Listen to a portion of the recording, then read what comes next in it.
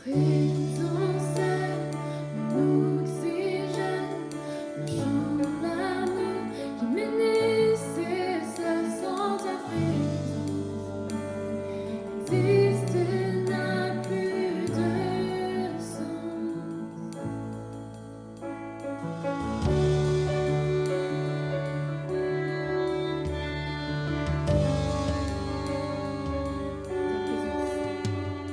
Ta présence est mon besoin, mon désir au quotidien. Sans ta présence, ma vie n'a plus aucun sens. Ta présence est mon oxygène, mon chant d'amour qui m'est nécessaire. Sans ta présence, exister n'a plus de sens. Alors je t'exalterai, Dieu, je t'exalterai. Nul autre n'est semblable à toi. Et je t'exalterai, oui, je t'exalterai. Nul autre nom n'est élevé. Ta présence est mon besoin, mon désir au quotidien. Sans ta présence, ma vie n'a plus aucun sens.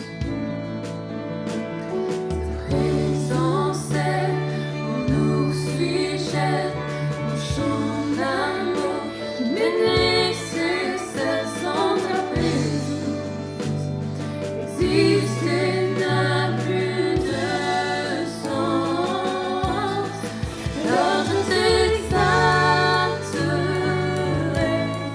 Dieu, je t'exalterai. Nul autre n'est semblable à toi. Et je t'exalterai, et je t'exalterai. Nul autre nom n'est élevé.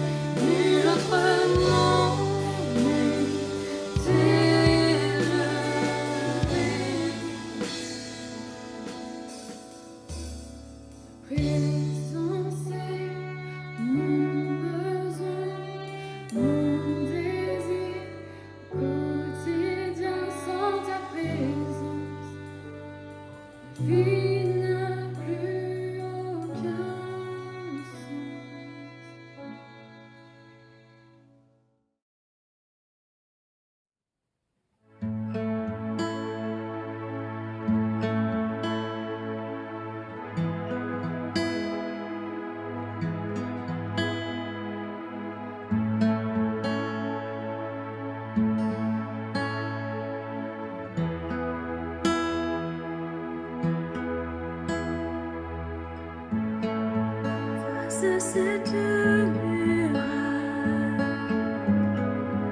a encore écouté. Dieu, tu ne m'as jamais laissé.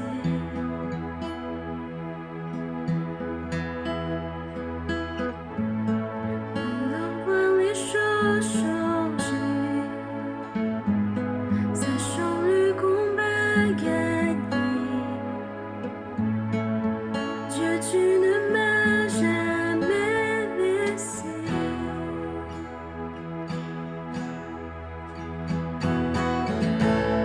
Ta promesse demeure, oh Dieu, tu es fidèle, tu es fidèle, toujours dans tes mains, oh Dieu, j'en suis certain, tu m'as jamais laissé. La nuit s'achèvera, ta parole s'accomplira. Mon cœur te chantera toujours.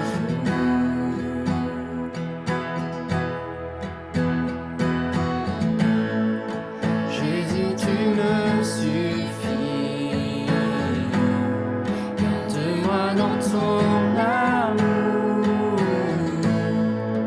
Mon cœur te chantera toujours.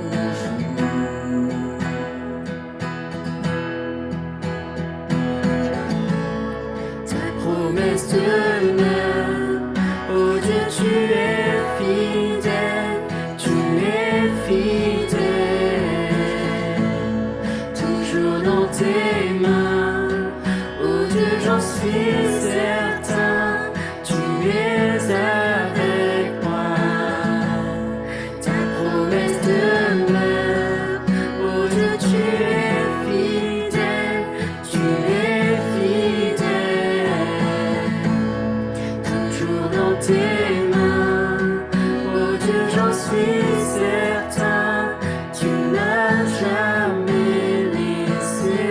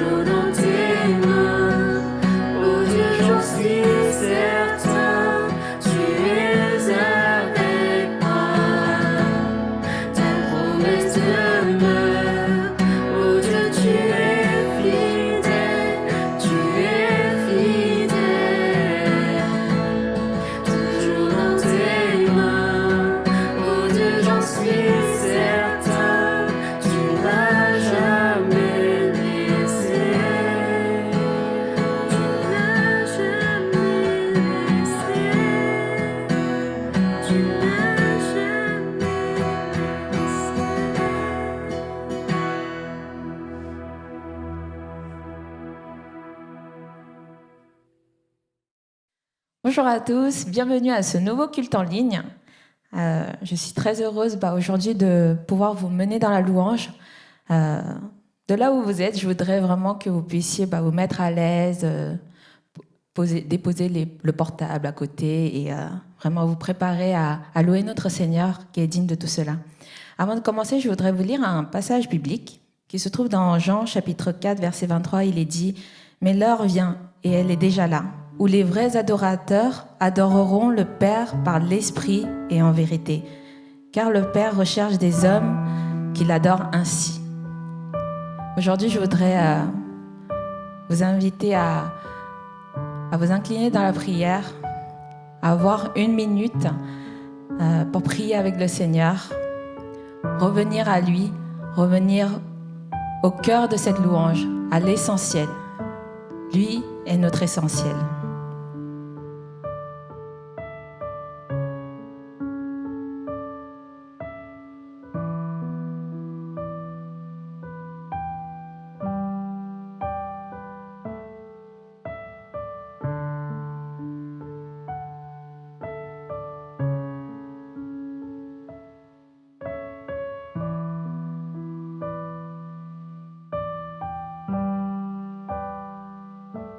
Seigneur Jésus, je te remercie parce que tu nous accordes ce beau temps. Je te remercie parce que tu es toujours là avec nous, peu importe les circonstances. Aujourd'hui, nous sommes dans un environnement où il y a la pandémie, et ce qui fait que nous ne pouvons pas être en présentiel, on ne peut pas se voir tous les dimanches. Mais Seigneur, je sais que toi, tu as toujours été là parmi nous. Et Seigneur, au moment où nous allons ouvrir nos bouches, ouvrir nos cœurs à toi, Seigneur, et ta présence nous remplit. Aujourd'hui, nous voulons revenir au cœur de la louange, revenir à l'essentiel. Et Seigneur, toi, tu es notre essentiel. Qu'aujourd'hui, nos cœurs puissent être apaisés, que nous puissions entrer, Seigneur, dans ta présence. Merci, Seigneur.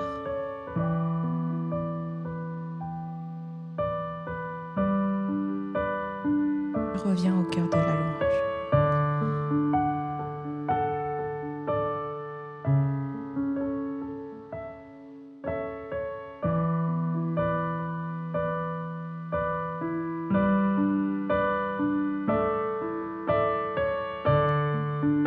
Je viens au cœur de la louange. Tout est centré sur toi.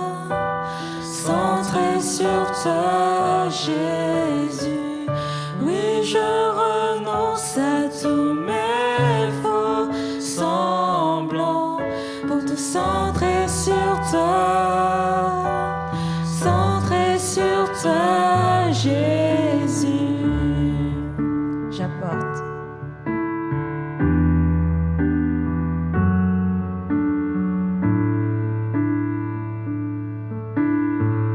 J'apporte plus qu'un beau chant. Chanter ne suffit pas pour répondre à ton appel. Les apparences sont trompeuses. Tu vois bien au-delà. Oh Dieu, tu sens de mon cœur. Je reviens. Je reviens au cœur de la louange. Tout est centré sur toi. Centré sur toi, Jésus. Oui, je renonce à tous mes faux semblants pour te centrer sur toi. Centré sur toi, Jésus.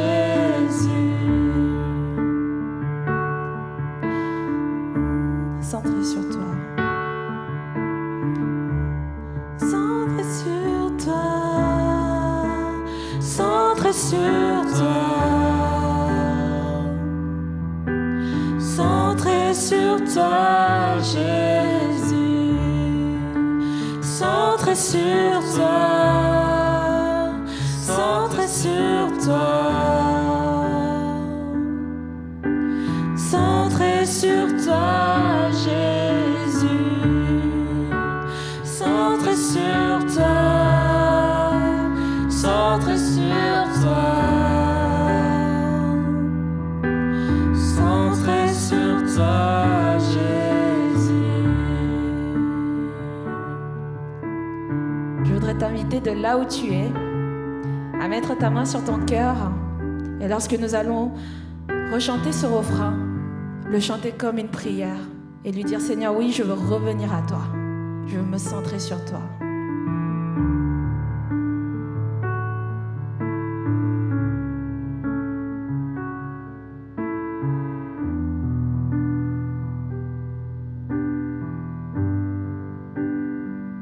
Je reviens.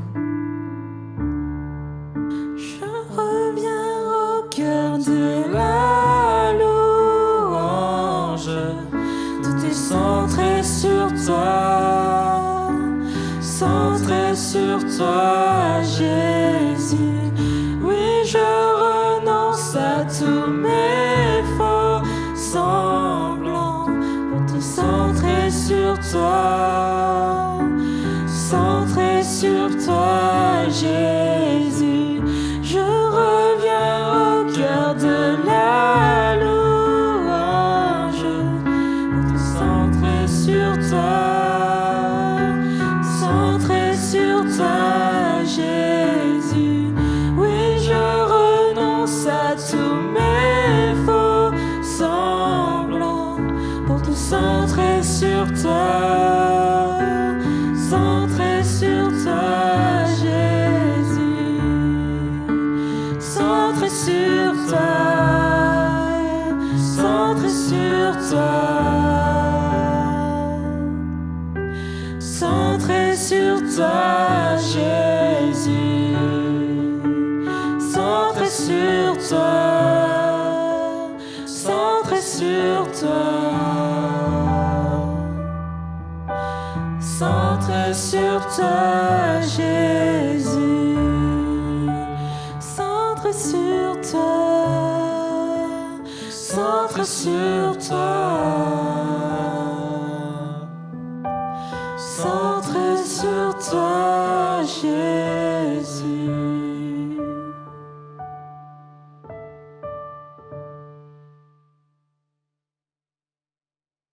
Et Seigneur, nous voulons nous centrer sur toi, car tu es digne de notre louange, de notre adoration. Et Seigneur, aujourd'hui, nous voici devant toi. Nous te louons, nous t'adorons pour qui tu es, et non pas juste pour ce que tu fais, Seigneur. Tu es notre Dieu, le Dieu sauveur, le Dieu souverain. Et Seigneur, aujourd'hui, nous voilà devant toi. Nous voulons t'adorer.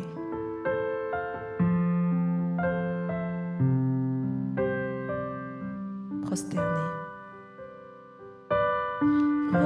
Prosterné à tes pieds, je viens, Jésus, devant toi, t'adorer, magnifier celui qui s'est sacrifié. Dans ton Père pour la terre, tu as laissé ta gloire. Et au calvaire, tu t'es offert. Tu es le roi de gloire. Pour qui tu es, j'élève ton saint nom. Pour qui tu es, je veux te donner la gloire. Pour qui tu es, je viens devant ton trône, prosterné pour t'adorer. Enseigne-moi. Enseigne-moi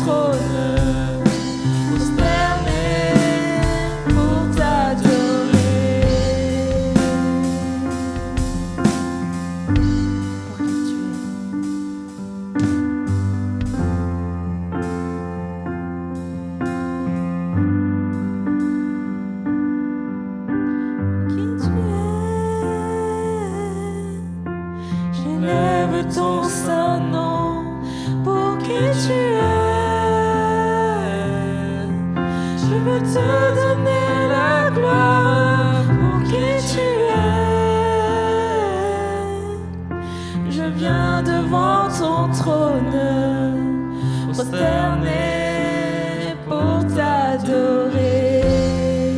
Toute ma vie, je te louerai, Seigneur. Toute ma vie, je te louerai, Seigneur, pour qui tu es. Toute ma vie, je te louerai, Seigneur, pour qui tu es. Toute ma vie, je te louerai, Seigneur, pour qui tu es.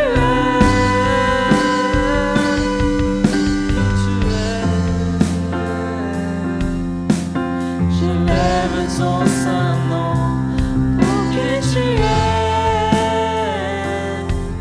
Je veux te donner la gloire pour qui tu es. Je viens devant ton trône, prosterné pour t'adorer. Prosterné pour t'adorer, prosterné, prosterné pour t'adorer.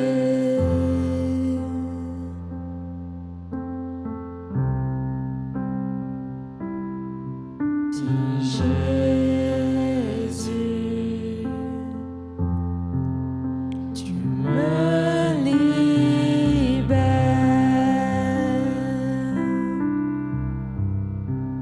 Christ mon sauveur,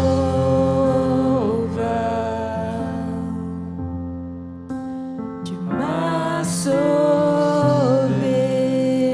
Merci Jésus. Merci Jésus.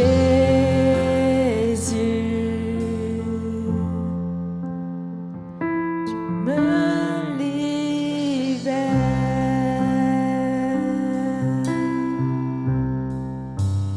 Christ mon sauveur,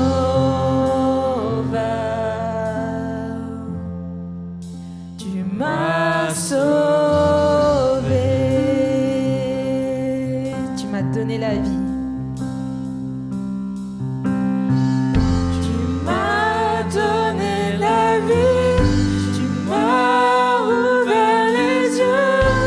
Je t'aime Seigneur, je t'aime Seigneur. Tu as rempli mon cœur et tu m'as mis à part. Je t'aime Seigneur, je t'aime Seigneur. Tu m'as donné la vie, tu m'as ouvert les yeux. Je t'aime Seigneur, je t'aime Seigneur.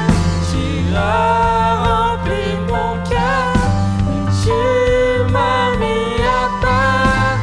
Je t'aime Seigneur, je t'aime Seigneur.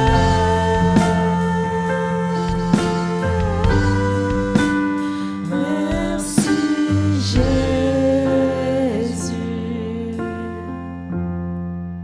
tu me libères.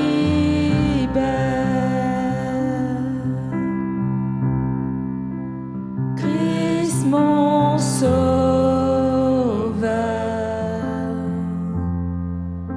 tu m'as sauvé.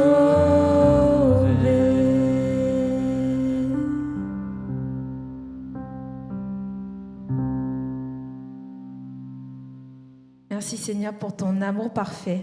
Merci parce que tu nous aimes vraiment plus que tout, Seigneur. Vraiment, comment te remercier.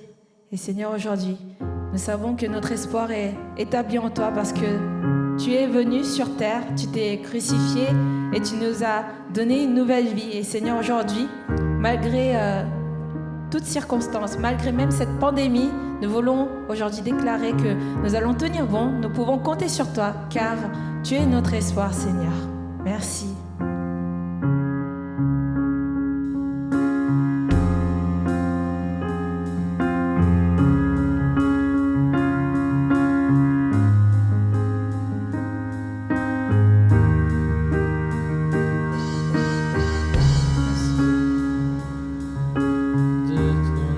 De ton amour il durera jamais.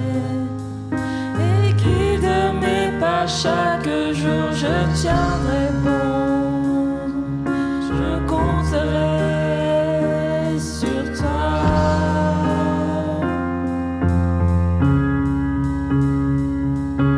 Rien ne saurait restreindre ta fidélité, ta grâce, je sais. Entoure dans l'obscurité, je tiendrai bon. Je compterai sur toi.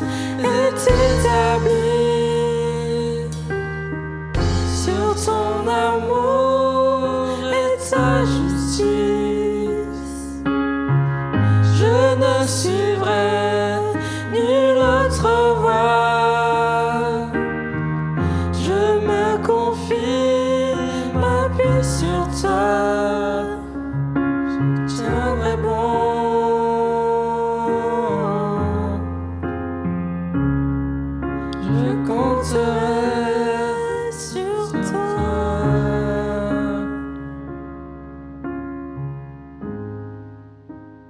Oui, Seigneur, notre espoir aujourd'hui est établi sur ton amour et ta justice. Aujourd'hui, nous ne voulons suivre nulle autre voie. Nous voulons juste seulement, Seigneur, te suivre. Car tu es notre essentiel, tu es notre roi, tu es notre Dieu, tu es celui qui règne en nous, Seigneur.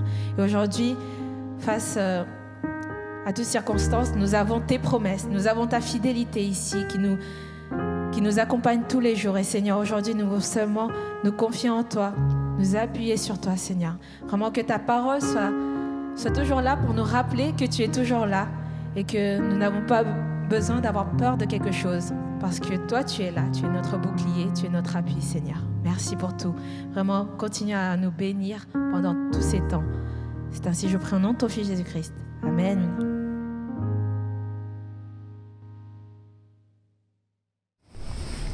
Merci Lucie et à son équipe pour cette louange. N'hésitez pas à les remercier et à laisser un petit message directement sur le chat. Avant de poursuivre avec le message qui va être apporté par l'orateur Loïc Salin sur les alliances, j'ai quelques annonces concernant la vie de l'Église à vous passer. Lundi prochain, et comme tous les lundis d'ailleurs, nous avons la réunion de prière à 21h sur Zoom. Si vous ne pouvez pas y participer, mais que vous avez un sujet de prière ou de remerciement qui vous tient à cœur et que vous souhaitez partager, n'hésitez pas à les envoyer à comité@epcp-cf.fr. Sinon, le samedi, nous avons toujours les groupes de jeunes, à savoir le GD à 15h et le groupe Jacob à 21h. Par rapport au groupe Daniel, il y a eu une séance annuelle au parc de Sceaux hier et la semaine prochaine, ils vont faire une séance intergroupe, alors n'hésitez pas à y participer sur Discord. Ensuite, dimanche prochain, nous aurons un nouveau culte avec cette fois-ci notre sœur Emmanuelle Rovella à la présidence et un message apporté par le pasteur Loïc Salin sur le thème des pères. Je vous invite à présent à préparer votre cœur à recevoir le message d'aujourd'hui et n'hésitez pas à prendre des notes. Je vous dis à tout à l'heure pour les annonces de fin. Salut Église de Belleville, j'espère que vous allez bien. C'est encore une joie d'être connecté avec vous cet après-midi. J'espère qu'on va pouvoir se voir bientôt en présentiel. Là, ça déconfine, la campagne de vaccination bat son plein. Donc j'espère qu'on va pouvoir se voir très vite en présentiel, en réel.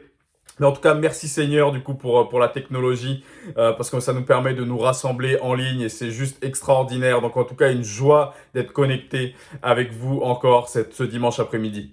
Aujourd'hui, on m'a demandé de prêcher, d'enseigner du coup sur les alliances dans la Bible. Et vous savez, ce concept d'alliance, c'est tellement important et c'est tellement indispensable de saisir c'est quoi en fin de compte cette notion d'alliance dans la parole de Dieu parce que ça va avoir un impact directement sur notre vie chrétienne, sur ma relation avec Dieu, sur ma relation également avec les autres.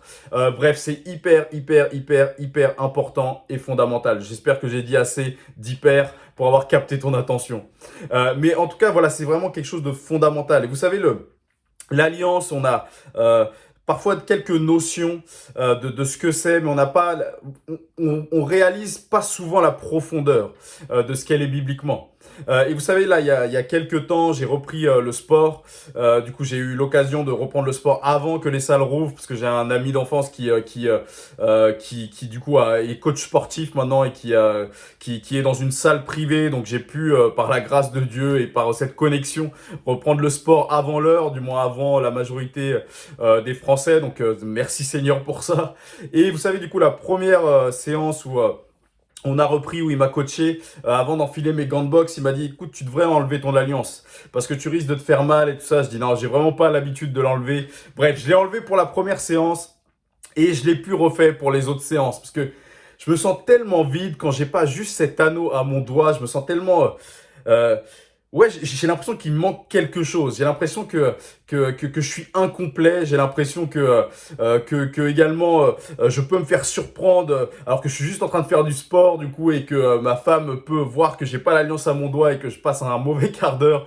Bref, je me sens pas à l'aise sans cette alliance à mon doigt. Pourtant, il est juste représentatif de ce qu'est mon engagement, de ce qu'est l'alliance du mariage. Mais vous savez, le mot alliance, parfois on le conçoit exactement de la même manière. On comprend pas, en fin de compte, on comprend qu'il est important, on saisit que c'est un jargon biblique, Mais lorsqu'on en saisit toute la profondeur, alors on comprend et on saisit à quel point l'alliance est fondamentale dans la Bible et nous en tant que chrétiens. Et la notion d'alliance est vraiment hyper, et je le répète encore, hyper importante à comprendre. Parce que nous avons un Dieu qui est un Dieu d'alliance. Notre Dieu est un Dieu d'alliance. Et lorsqu'on vient à Christ, lorsque nous lui donnons notre vie, on comprend ses attributs, la nature de Dieu, mais nous devons également comprendre l'outil principal qu'il utilise pour interagir avec l'homme. Et puisque Dieu est un Dieu d'alliance, le premier moyen qu'il va utiliser pour accomplir sa volonté au sein de la création est l'alliance.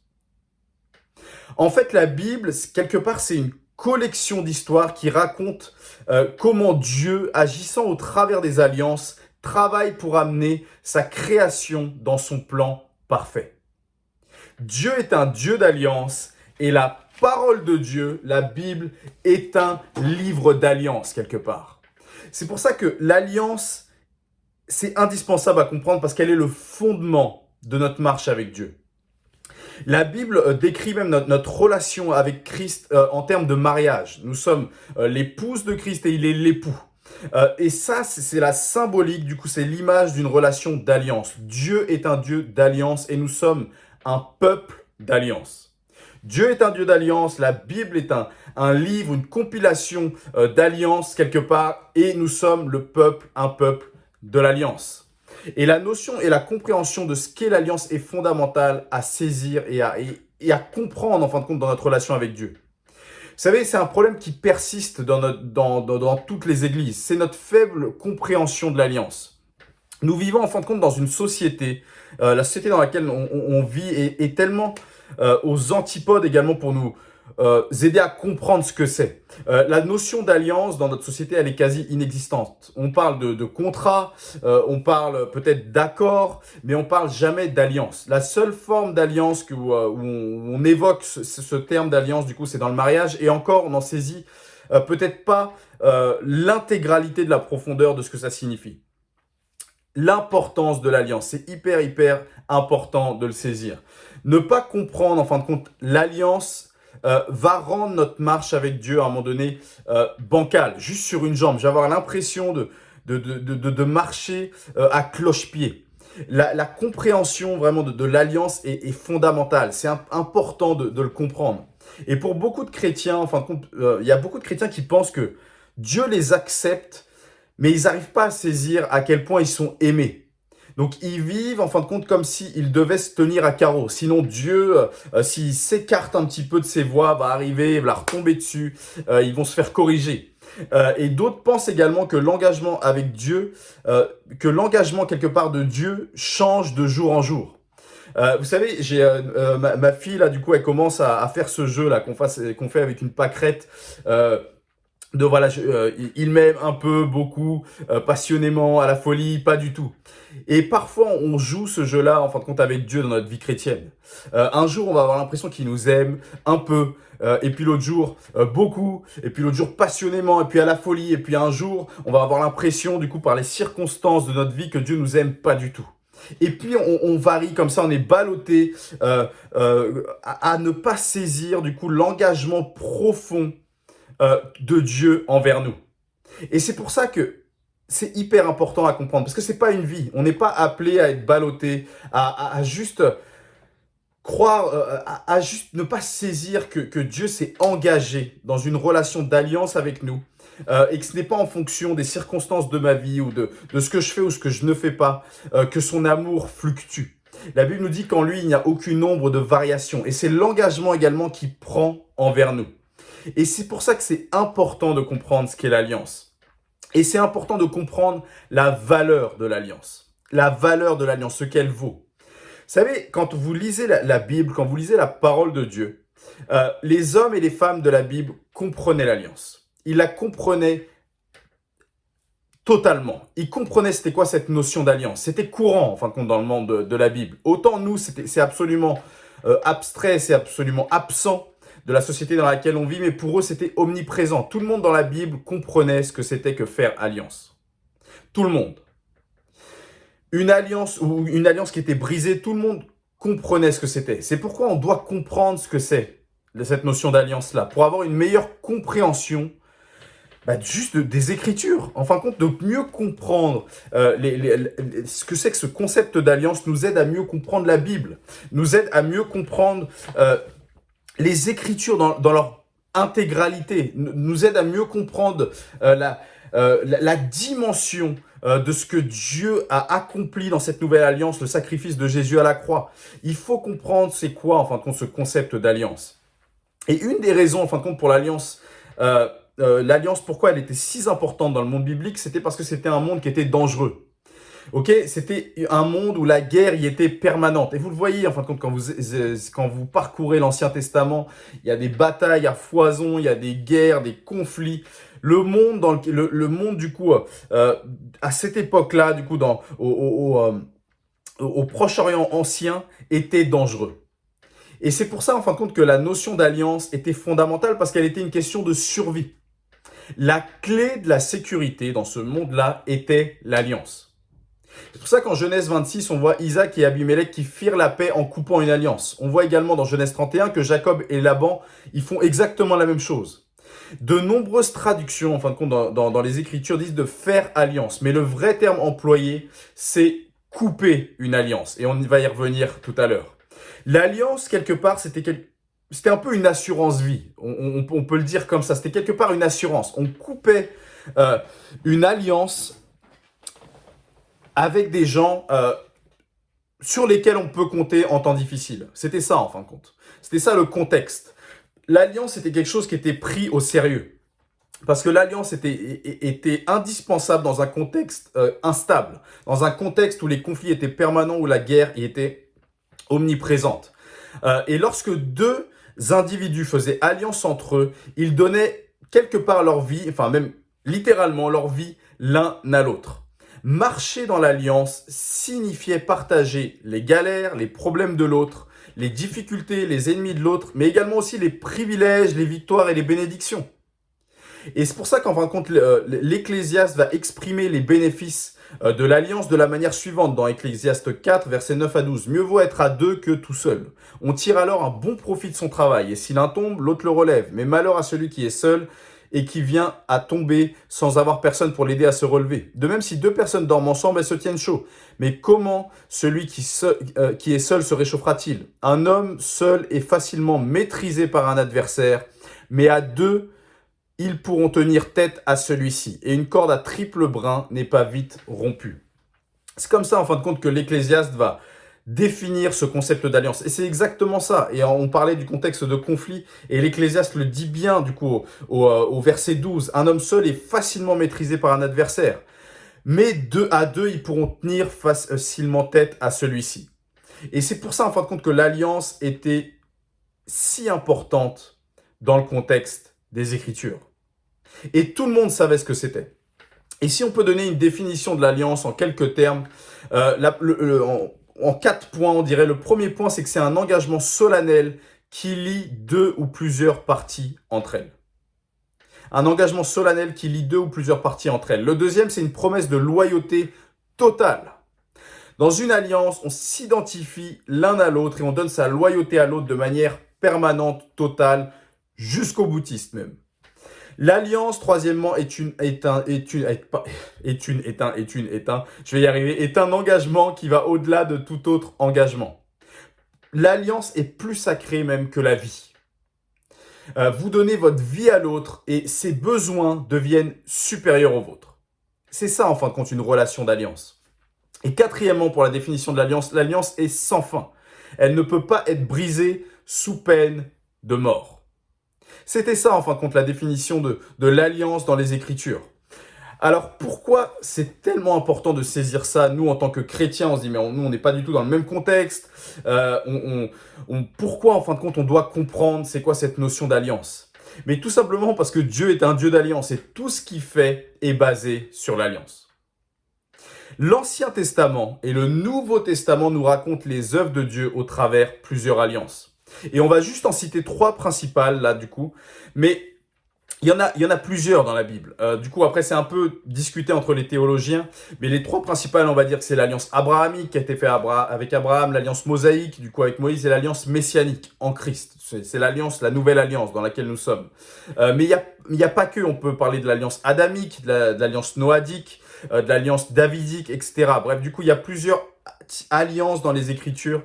Mais on va en citer les trois principales. Premièrement, il y a l'alliance abrahamique. L'alliance qui a été faite à Abraham et sa descendance. Ok, donc on voit en Genèse 12, qui est établie en Genèse 15, etc. En fin de compte, il y a une alliance qui est établie avec Abraham et à la descendance d'Abraham. Et cette alliance-là, elle va définir l'engagement de Dieu envers eux comme son peuple.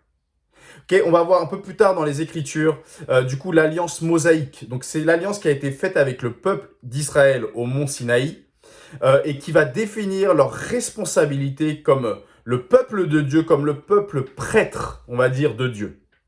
Et nous sommes dans l'alliance messianique, dans l'alliance, du coup, la nouvelle alliance, l'alliance en Christ, qui est offerte à tous ceux qui croient et qui offre également la bénédiction de l'alliance abrahamique à tous ceux qui viennent à Dieu par la foi. La nouvelle alliance, en fin de compte, c'est le moyen de Dieu de greffer tous les croyants en Christ aux bénédictions d'Abraham. Donc à l'alliance qui a été faite avec Abraham. Vous voyez pourquoi tout se rejoint et que les Écritures sont ponctuées par les alliances. Donc c'est hyper important de saisir ça. Et donc notre relation avec Dieu est une relation d'alliance. Notre relation avec Dieu est une relation d'alliance. Lorsque nous avons cru en Jésus, lorsque nous croyons en lui, nous mettons notre foi en lui, qu'il est mort et ressuscité, qu'il a été cloué à la croix pour mes péchés.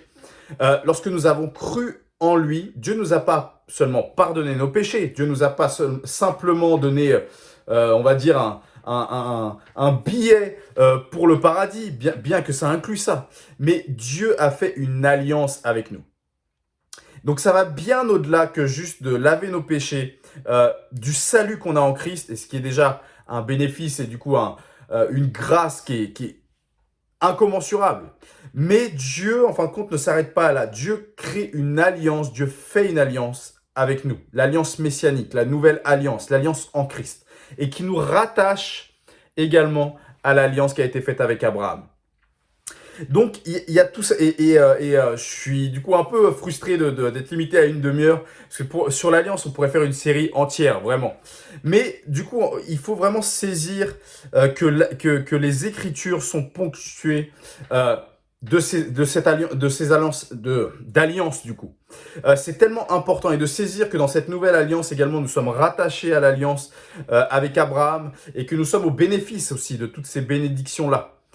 Et c'est hyper fondamental. C'est hyper fondamental de comprendre l'engagement total de Dieu, en fin de compte, envers nous dans l'alliance, mais également aussi que nous sommes le peuple de l'alliance. Donc l'engagement également les uns avec les autres. Également, ça nous permet d'avoir une manière plus précise aussi de ce qu'est l'engagement du mariage, de ce qu'est l'engagement également même amical. Et tout ça, en fin de compte, il y a plein de critères qu'on va dire qui ponctuent une alliance dans la Bible. Et en fin de compte, il y a une image dans la Bible du coup qui se trouve en 1 Samuel 18, qui est une image un peu de l'alliance, de ce qu'est l'alliance. Et du coup, on voit en fin de compte, donc c'est l'alliance que David va faire avec Jonathan. Et on voit en fin de compte toutes les symboliques, donc 5 étapes de l'alliance qui sont également les étapes de ce que la nouvelle alliance est. Et c'est pour ça qu'on va juste étudier ce texte aujourd'hui, le parcourir, ces 5 étapes-là qui sont une image globale de ce qu'est l'alliance dans la Bible et de ce qu'est la nouvelle alliance. Donc je t'encourage vraiment à prendre des notes. C'est vraiment un enseignement plus qu'une prédication, hein. Mais c'est tellement important de le saisir. Et dans ces 4 courts versets là, 1 Samuel chapitre 18, versets 1 à 4, on voit on voit en fin de compte toutes les étapes de ce qu'est une alliance. Et c'est une des meilleures images dans la Bible, dans toutes les Écritures concernant l'alliance. L'histoire de David et Jonathan. Donc cette histoire, c'est une image vivante de ce qu'est l'alliance et on va lire du coup 1 Samuel chapitre 18, versets 1 à 4. Alors que David finissait de parler à Saül, Jonathan s'attacha à lui. Jonathan aima David comme lui-même. En ce jour-là, Saül garda David chez lui et ne le laissa pas retourner chez son père. Jonathan fit alliance avec David parce qu'il l'aimait comme lui-même. Il retira le manteau qu'il portait pour le donner à David et il lui donna ses vêtements, y compris son épée, son arc et sa ceinture. Vous savez, là, du coup, quand les premiers lecteurs à qui ça a été adressé, décidément, lisent ce texte, ils comprennent toute cette cérémonie, entre guillemets, de l'alliance, tous ces engagements et toutes les étapes qui sont mentionnées pour l'alliance. Et c'est pour ça que du coup, on dit qu'un texte sans contexte, c'est un prétexte. Et vous savez, ce texte-là aussi, il est prétexte à justifier, par exemple, le mariage homosexuel. Et ça ne parle absolument pas de ça. C'est une alliance, du coup, un pacte d'amitié, une alliance qui est faite entre David et Jonathan, et ça ne parle absolument pas d'une alliance, soi-disant, du mariage. C'est absolument pas le contexte. Mais en tout cas, quand on étudie le contexte également de comment s'établissait un pacte d'amitié, une alliance entre deux personnes ou entre deux peuples, on voit que ce texte-là relève toutes ces étapes-là, et ces étapes-là ont été également inclus, se retrouvent dans la nouvelle alliance, l'alliance que nous avons en Jésus-Christ. Donc David et Jonathan, à ce moment-là, ils comprennent ce qu'est une alliance. Et ils comprennent ce qu'ils font lorsqu'ils établissent, lorsqu'ils coupent, nous dira les termes bibliques, lorsqu'ils concluent, la traduction, une alliance. Et dans les temps anciens, en fin de compte, à cette époque-là, il y avait une cérémonie habituelle pour faire alliance. La description, en fin de compte, de l'alliance entre David et Jonathan nous fait passer par toutes les étapes de cette cérémonie-là. Comprendre les étapes de cet engagement va nous aider à comprendre ce que Jésus a fait pour nous et ce qu'est la nouvelle alliance. Donc c'est hyper important. Donc je t'encourage à prendre des notes de ces 5 étapes-là. L'étape 1, c'est évaluer le coût. Évaluer le coût. Évaluer le prix. L'alliance est quelque chose de sérieux. Ok, l'alliance, je vous disais, en fait, on est dans un monde où on ne comprend pas On est une génération également sans engagement. On parlait de salles de sport. Tout à l'heure, en fin de compte, les salles de sport, les abonnements sont sans engagement. On a tous des forfaits maintenant sans engagement. On s'abonne à Netflix sans engagement. On s'abonne à tout un tas de choses, c'est sans engagement. On ne veut absolument pas être engagé, être lié à quelque chose. Et ça se ressent également dans nos relations amicales, dans nos relations également dans le mariage. Très peu de personnes osent s'engager, du coup, dans le mariage. On est une génération qui est réfractaire, du coup, à l'engagement et qui a peur de l'engagement. Mais, du coup, l'alliance, en fin de compte, a un coût. Et l'alliance est quelque chose de sérieux et qu'on ne doit pas prendre à la légère. Parce que l'alliance nécessite un engagement total. Et David et Jonathan en avaient pleinement conscience lorsqu'ils s'engagent l'un envers l'autre. Et quand Jonathan fait le choix de conclure une alliance avec David, il en connaissait le prix. Il savait pertinemment que cela pourrait tout lui coûter. Que le prix qu'il avait à payer pour cette alliance pourrait lui être total. Et d'ailleurs, on voit, en fin de compte, la suite de l'histoire nous montrera que ça lui a coûté le prix ultime, le prix de sa vie, pour que David entre pleinement dans sa destinée. Donc vous voyez un petit peu cette dimension de l'alliance, cette dimension de deux destins qui sont liés, de les intérêts de l'autre sont au-dessus du mien. Mais les bénéfices de l'autre vont devenir les bénéfices également que je vais m'approprier également. Donc vous voyez, c'est un engagement total. Et c'est pour ça qu'il faut bien évaluer le coût. C'est pour ça d'ailleurs que dans le mariage, la période de fréquentation, de fiançailles sont indispensables. Parce qu'il faut vraiment évaluer le coût de ce que c'est. Mais à la fois, c'est tellement beau. Il n'y a rien de plus beau qu'une relation d'alliance que nous pouvons vivre ici sur Terre. Il n'y a rien de plus beau qu'une relation d'alliance. Vous savez, de ton époux, ton épouse et ton partenaire d'alliance. C'est juste extraordinaire. Et également dans les amitiés, également dans les relations que nous développons. Il n'y a rien de plus beau. Et Jonathan, en fin de compte, il avait évalué le prix. Mais il savait également que les bénéfices de l'alliance dépassaient largement le prix qu'il avait à payer. Il savait que les bénéfices qu'il avait au travers de cette alliance avec David allaient dépasser totalement le prix qu'il aurait à payer dans cette alliance-là. Et on peut transposer ça à la nouvelle alliance. Lorsque Jésus a fait alliance avec nous, il a évalué le prix également. Il a évalué le prix. Jésus savait que ça allait lui coûter tout, au prix de sa vie même. Mais il a pourtant pas hésité à payer le prix de cette alliance. Il a payé le prix. Parce que du coup, nous dit la parole de Dieu, il a payé ce prix-là à cause de la joie qui l'attendait. Et c'est ça, en fin de compte. Et David et Jonathan savaient que ce qu'ils faisaient. Ils savaient que leur âme allait être liée ensemble. Ils étaient prêts à en payer le prix, quoi qu'il en soit. Et l'étape 2, du coup, la première étape, c'est évaluer le prix. L'étape 2, on voit en fin de compte cette étape d'échange de l'alliance. La deuxième étape, en fin de compte, de l'alliance implique les échanges. Et vous verrez que dans toutes ces étapes-là, vous allez reconnaître les cérémonies de mariage. Donc, on voit en fin de compte qu'on a gardé certaines choses. Parfois, on ne sait pas pourquoi on le fait, mais tout découle de là. La deuxième étape vers l'alliance implique les échanges. On voit quelque chose de particulier. Ils échangent leurs vêtements, ils échangent leurs armes et ils échangent leurs ceintures. Donc ça peut nous paraître un peu particulier, mais ces échanges-là, ils étaient très significatifs. Et on va les voir très courtement. Ça symbolisait la nature de l'alliance qu'ils étaient en train de faire. C'était hyper significatif. Si on comprend ces échanges, alors on commence à comprendre la dimension de l'alliance. Donc vraiment, du coup, je t'encourage à être attentif à ça. Premièrement, on voit qu'ils échangent leurs vêtements. Jonathan a ôté son vêtement de prince et l'a donné à David. David a ôté son vêtement de berger et l'a donné à Jonathan. Ce geste, en fin de compte, il représente un échange d'identité. Un échange d'identité.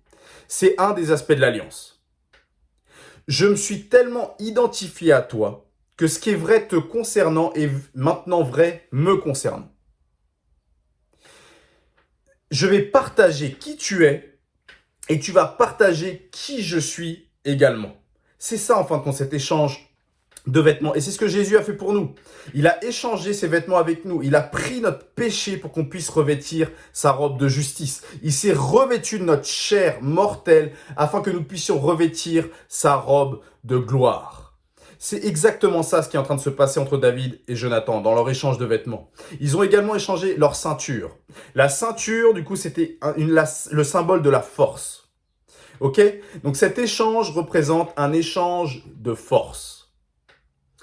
Ils ont échangé leur ceinture. Donc David a échangé sa ceinture de berger, toute craquée certainement. Le fait les vêtements de David devaient être tout craqués. Le fait qu'il était dehors, qu'il devait parfois dormir dehors, garder le bétail, etc., les brebis. Et Jonathan lui donne sa ceinture de guerrier. Et dans cet échange-là, on voit cette dimension de ma force va maintenant être ta force. Lorsque tu seras faible, je serai là pour toi. Et c'est ce que Jésus a fait pour nous également. Dans son alliance avec nous, on voit dans Philippiens 2, Jésus nous dit qu'il a pris nos faiblesses afin que l'on puisse revêtir sa force. Et troisièmement, on voit qu'ils ont échangé des armes. Ils ont échangé l'épée du prince contre une fronde de berger. Et ça symbolise l'échange d'ennemis. Les ennemis que ton arme combattait, maintenant, sont mes ennemis. C'est le cœur même de l'alliance. Tes problèmes vont être mes problèmes, tes ennemis vont être mes ennemis, tes épreuves vont être mes épreuves, tes galères vont être mes galères. C'est le cœur de l'alliance. Je serai là pour toi si tes ennemis viennent contre toi. Je viendrai à ton secours. Et on voit même dans l'histoire, du coup, la suite nous montrera que Jonathan a tenu cette promesse, quitte même à être contre son propre père. Il a tenu cet engagement et cette promesse. Et c'est vrai ça pour Christ, c'est vrai dans la nouvelle alliance. Lorsque nous venons à Christ, nos ennemis deviennent ses ennemis. Nos ennemis, nos problèmes, nos difficultés, les ennemis de ma vie, les tentations auxquelles je suis soumis, toutes les difficultés de ma vie, Christ les prend comme ses ennemis à lui. Et Christ a dit, du coup, la parole de Dieu nous dit, à moi la vengeance, à moi la rétribution. Nous n'avons pas besoin de nous venger même contre nos propres ennemis physiques, même contre les personnes qui nous veulent du mal, car il devient notre défenseur au travers de cette nouvelle alliance-là. Et c'est vrai également dans l'autre sens. Les ennemis de Dieu sont les nôtres maintenant. Nous avons un nouvel ennemi lorsque nous rentrons dans cette nouvelle alliance, lorsque nous devenons chrétiens. Notre nouvel ennemi, c'est Satan. L'alliance nous fait rentrer dans un combat spirituel. Vous voyez, c'est un échange d'armes. Tes ennemis sont maintenant mes ennemis. Mais quelle bonne nouvelle de l'alliance.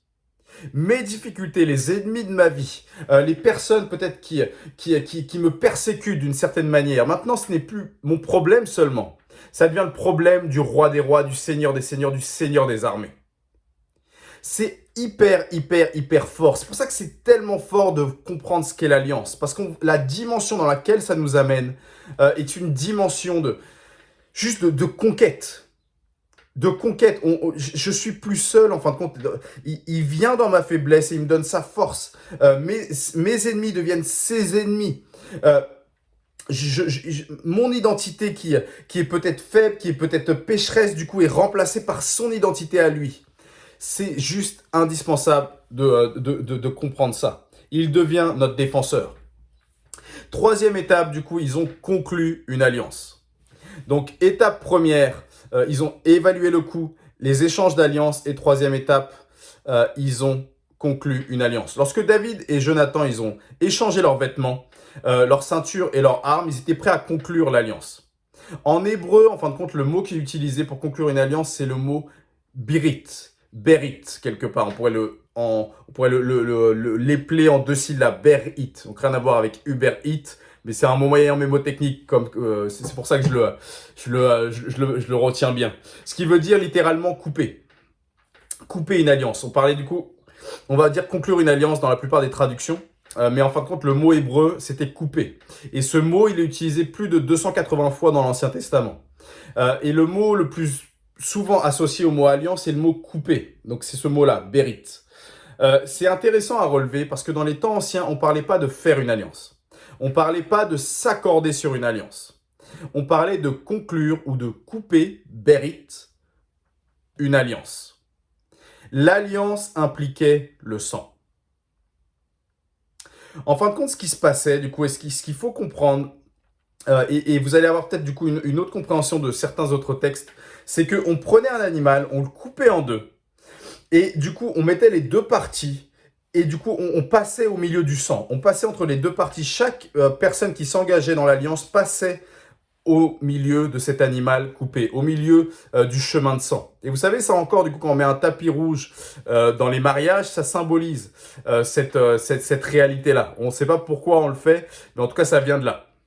Ça vient en fin de compte de passer dans ce chemin de sang, en fin de compte, de cette alliance qui est coupée de l'animal. Donc on coupe plus un animal, heureusement, mais du coup, voilà, en fin de compte, de passer dans le chemin de sang entre les deux moitiés de l'animal. Et le message qui était véhiculé par cet engagement dans l'alliance était littéral, en fin de compte, il n'y a pas plus clair. C'est si je trahis cette alliance, qui me soit fait selon comme il a été fait à cet animal-là. Quelque part, plutôt mourir que de briser l'alliance que je suis en train de conclure avec toi. Et c'est hyper important à comprendre, parce que 1 Samuel 20, du coup, nous dit que David et Jonathan ont conclu une alliance devant le Seigneur. Et Dieu prenait ce geste très au sérieux. D'ailleurs, on voit dans Jérémie 34, versets 18 à 20, « Je livrerai les hommes qui ont violé mon alliance, qui n'ont pas observé les conditions du pacte qu'ils avaient fait devant moi, en coupant un veau en deux et en passant entre ses morceaux. Je livrerai les chefs de Juda et les chefs de Jérusalem, les eunuques, les sacrificateurs et tout le peuple du pays qui sont passés entre les morceaux du veau. Je les livrerai entre les mains de leurs ennemis, entre les mains de ceux qui en veulent à leur vie, et leurs cadavres serviront de pâture aux oiseaux du ciel et aux bêtes de la terre. » Non seulement Dieu prend très au sérieux l'acte de s'engager dans une alliance, mais il s'est lui-même engagé de la même manière. Et c'est ça, en fin de compte, qu'il faut saisir. Et ça nous aide à comprendre, dans Genèse chapitre 15, lorsque Dieu conclut une alliance avec Abraham, il coupe les animaux en deux, et puis les versets 17 à 18 nous dit « Quand le soleil fut couché, il y eut une obscurité profonde, et voici, ce fut une fournaise fumante, et des flammes passèrent entre les animaux partagés. En ce jour-là, l'Éternel conclut l'alliance avec Abraham. » Dieu s'est manifesté à Abraham, et sa présence, qui est symbolisée ici par les flammes, par cette fournaise fumante, est passée entre les morceaux des animaux. Ce faisant, en fin de compte, il disait que je cesse d'exister si je n'honore pas cette alliance. Donc ça montre à quel point cet engagement de Dieu dans cette alliance est profond. Cet engagement est total. Cet engagement ne peut pas prendre fin. c'est juste fou. Le fait que Dieu lui-même soit passé entre les animaux, c'est ça qui déclare que je cesse d'exister si je ne maintiens pas mon engagement dans cette alliance-là.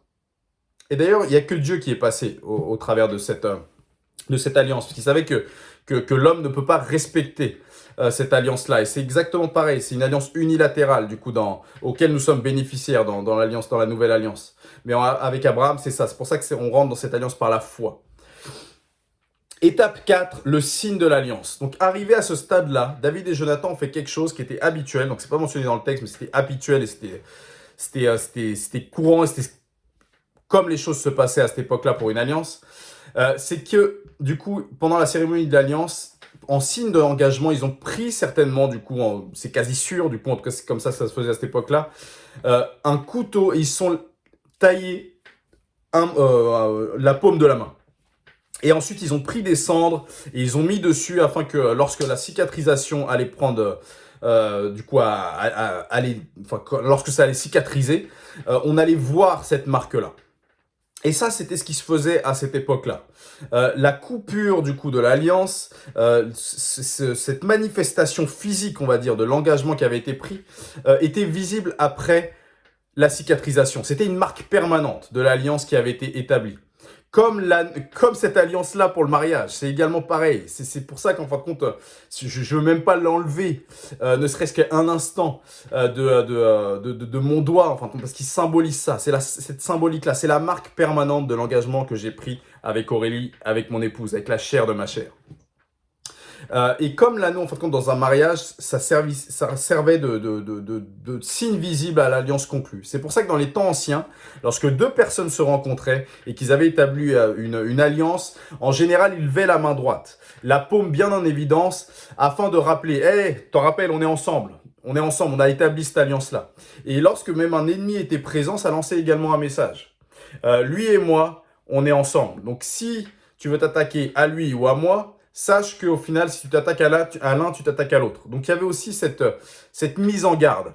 Donc, cette symbolique-là, elle rappelait à l'autre l'engagement qui avait été pris, mais également, elle pouvait du coup mettre en garde l'autre par rapport à l'alliance qui a été conclue.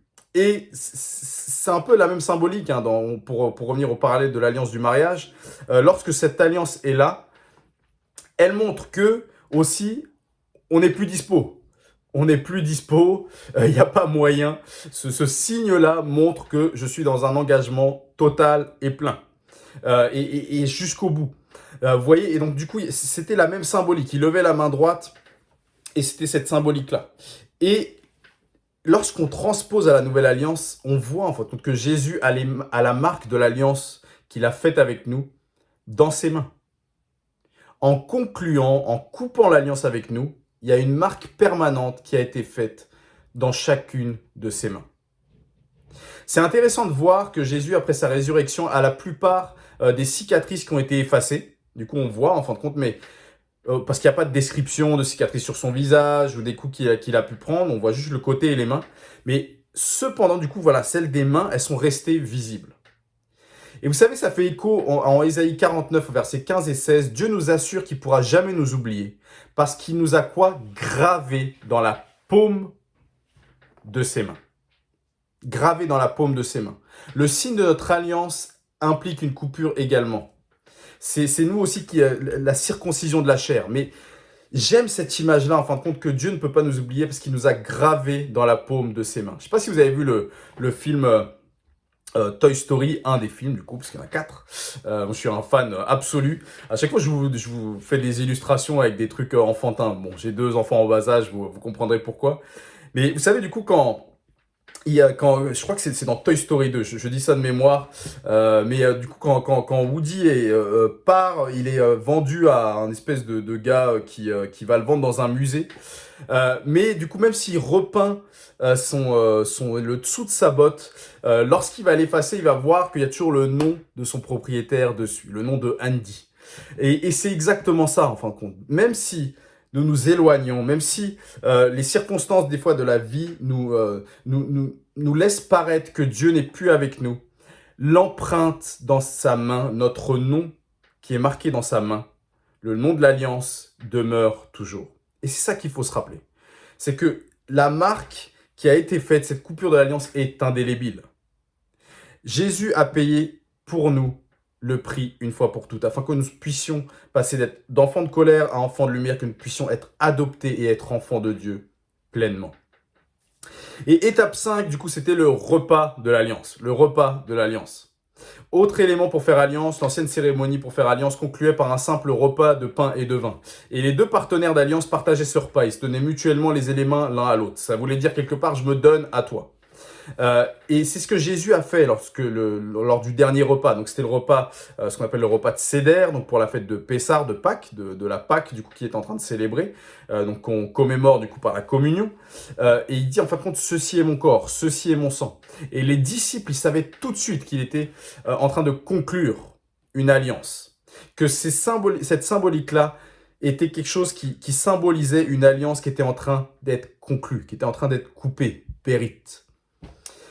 Et on voit d'ailleurs les vestiges de ça dans les mariages, encore une fois, lorsqu'on amène le gâteau, en général le marié et la mariée se donnent l'un à l'autre le morceau de gâteau et puis se donnent l'un à l'autre à boire. Et c'est ça en fin de compte, c'est la cérémonie, le signe qui conclut, le repas qui conclut l'alliance. Et donc c'est ça en fin de compte. Et lorsque, du coup, ces 5 étapes-là sont tellement fondamentales du coup pour comprendre l'engagement aussi dans la nouvelle alliance. Évaluer le coût, les échanges de l'alliance, conclure l'alliance, le signe de l'alliance et le repas de l'alliance. Vous savez, lorsque Dieu a conclu une alliance avec nous, il ne nous a pas seulement amenés dans l'alliance avec lui. Il nous a unis dans l'alliance les uns avec les autres. La nouvelle alliance, elle a une dimension, et je conclurai sur ça à la fois verticale et à la fois horizontale. La composante verticale, et ça va être très facile à retenir, c'est Jean 3,16, où ça nous dit que Jésus a donné sa vie pour nous. Vous connaissez tous ce verset-là. Et la composante horizontale, c'est 1 Jean 3,16. Vous pourrez le retenir aussi, qui dit « Nous avons connu l'amour en ce qu'il a donné sa vie pour nous. Nous aussi, nous devons donner notre vie pour les frères. » Voyez, la conséquence naturelle de notre alliance avec Dieu devrait être que nous marchons en alliance les uns avec les autres. Et ça, c'est matérialisé également par les composantes de la communion. Le sang qui a été coulé scelle notre alliance avec lui, et le pain qui représente son corps montre également l'alliance que nous avons les uns avec les autres, cette relation d'alliance. Nous sommes comparés du coup dans la parole de Dieu au corps de Christ. Nous faisons partie du corps, nous sommes un. Cette dimension verticale, l'alliance qu'il fait avec nous, et cette dimension qui a un impact horizontal, l'alliance et les relations d'alliance dont nous devons marcher les uns envers les autres. Dieu nous appelle à devenir des hommes et des femmes d'alliance. À marcher dans l'alliance avec lui et marcher dans l'alliance les uns avec les autres. Il nous appelle à devenir un peuple fidèle, un peuple intègre, un peuple qui a cette notion d'engagement total. Un peuple qui a cette notion, vous savez, on est dans un monde où on est tellement centré sur nous-mêmes, et ça se reflète également dans l'Église. Combien d'infidélité, de trahison, et vous savez, le cœur est brisé, le cœur de Dieu est brisé de cela. Nous devons revenir à cette notion d'alliance, cette notion d'engagement total, cette notion de je ne vis plus pour moi, c'est Christ qui vit en moi. Et je mesure l'impact et la grandeur de cette nouvelle alliance qui a été conclue et scellée par son sang. Et je comprends également mon appartenance au corps qui me permet d'avoir des relations d'alliance avec les uns et avec les autres. Dans mon mariage, dans ma famille, mais également avec les relations que Dieu permet que j'ai. Un engagement dans les amitiés comme David et Jonathan l'avaient, de prendre part, tes problèmes deviennent les miens, ta destinée également, j'en prends part également, les bénédictions, j'en prends part, d'évaluer le coût, hein, parce que c'est ça la première étape, je ne vous demande pas d'avoir des relations d'alliance avec tout le monde, mais d'évaluer le coût et rentrer dans cette dimension-là. Il n'y a rien de plus beau ici-bas que de marcher dans des relations d'alliance. Tout est fondé sur des alliances. La Bible, Dieu est un Dieu d'alliance, la Bible est un livre d'alliance et nous sommes appelés à être le peuple de l'alliance. Seigneur mon Dieu, merci Seigneur pour ta parole. Seigneur, merci pour les alliances qui ont été conclues, Seigneur, au travers de ta parole. Et merci pour la nouvelle alliance, Seigneur, qui a été scellée par le sang qui a été coulé, par ton propre sang qui a été coulé à la croix, Seigneur mon Dieu. Merci parce que tu as évalué le coût. Mais Seigneur, tu n'as pas hésité un instant à te faire chair, à marcher parmi nous, à mener une vie parfaite et à être cloué, Seigneur, à la croix pour nos péchés, pour permettre, Seigneur, d'avoir cet échange-là, cet échange de vêtements, cet échange d'armes, cet échange de ceintures, afin qu'on puisse mener cette vie pleine, Seigneur, cette vie de plénitude, cette vie de shalom, Seigneur, auquel tu nous appelles à prendre part, Seigneur mon Dieu. Seigneur, dans notre être, Seigneur, mais également aussi dans nos relations, dans notre relation avec toi et dans nos relations les uns avec les autres. Seigneur, merci, Seigneur, pour ce principe, Seigneur, d'alliance. Seigneur, merci parce que nous sommes le peuple de l'alliance. Et Seigneur, je te prie qu'il y ait un retour radical et fondamental à cette notion-là, Seigneur, qui est tellement importante dans les Écritures, Seigneur mon Dieu. Dans le nom de Jésus, je t'ai prié. Amen. En tout cas, que Dieu vous bénisse et qu'il vous garde, que l'Éternel vous regarde avec bonté et qu'il vous fasse grâce, que l'Éternel veille sur vous et qu'il vous accorde sa paix, son shalom. Que Dieu vous bénisse et à très vite, Église de Belleville. Soyez bénis, à très vite. Merci Pasteur Loïc Alain pour ton message. Pour rappel, l'église de Vatio organise une collecte de vêtements qui seront ensuite reversés à la mission évangélique des sans-logis. Donc si vous souhaitez faire don de vêtements, d'articles de maison ou bien proposer votre aide physique, n'hésitez pas à contacter notre sœur Marilyn Lowe, dont le numéro de téléphone est affiché sur votre écran. Et vendredi prochain, nous arrivons au 3e vendredi du mois. Et qui dit 3e vendredi du mois, dit nouveau cover sur la chaîne YouTube de l'église. Alors n'hésitez pas à aller faire un tour vendredi prochain soir, pour découvrir le nouveau chant. Et enfin, si ce n'est pas encore fait, n'hésitez pas à vous abonner au compte Instagram de l'église afin de rester connecté et d'être au courant de tout ce qui se passe à l'église. Voilà, c'est tout pour moi. Bonne semaine à tous et à la semaine prochaine. Dieu, tu ne m'as jamais laissé.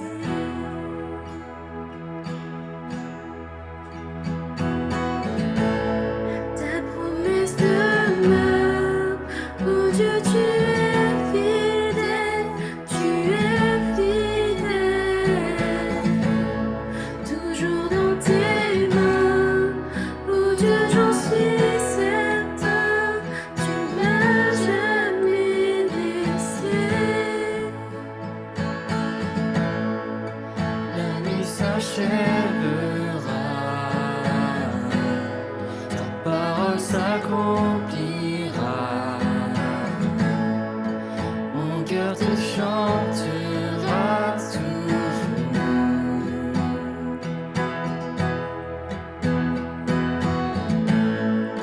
Jésus, tu me suffis.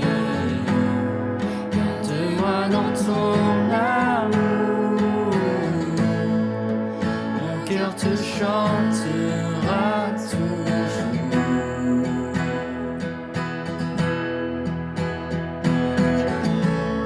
Ta promesse demeure. Oh Dieu, tu es fidèle, tu es fidèle. Toujours dans tes mains. Oh Dieu, j'en suis certain, tu es avec moi. Ta promesse demeure. Oh Dieu, tu es fidèle, tu es fidèle. Toujours dans tes mains. Oh Dieu, j'en suis certain, tu m'as jamais laissé.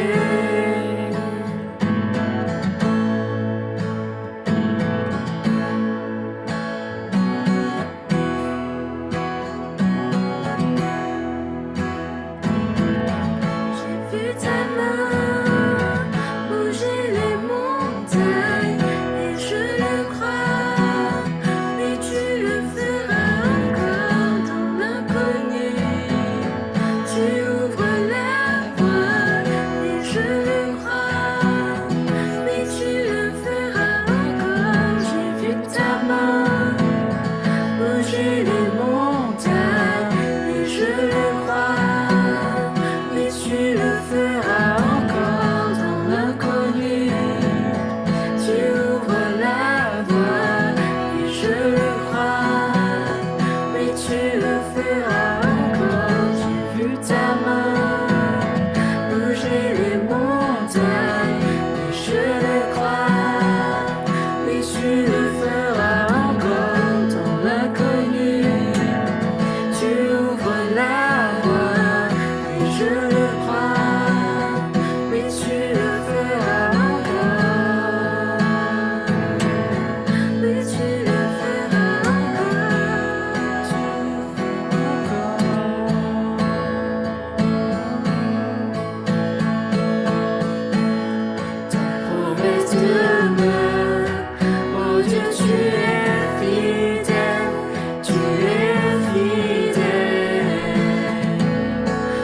jour de